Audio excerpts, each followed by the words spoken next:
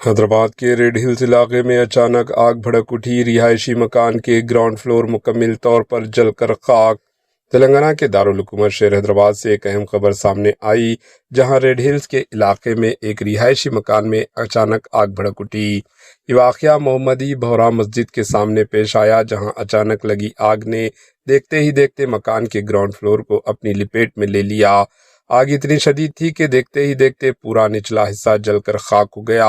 वाक़े के बाद इलाके में अफरा तफरी और खौफ का माहौल पैदा हो गया और मुकामी लोग घरों से बाहर निकल आए। इत्तला मिलते ही फायर ब्रिगेड की टीमें मौके पर पहुंची और काफ़ी जद्दोजहद के बाद आग पर काबू पाया गया। काम के मुताबिक इस हादसे में कोई जानी नुकसान नहीं हुआ है, ताहम माली नुकसान ज़रूर हुआ है। फिलहाल आग लगने की असल वजह मालूम नहीं हो सकी और पुलिस इस मामले की जांच में मसरूफ है। Bureau report, AHN news.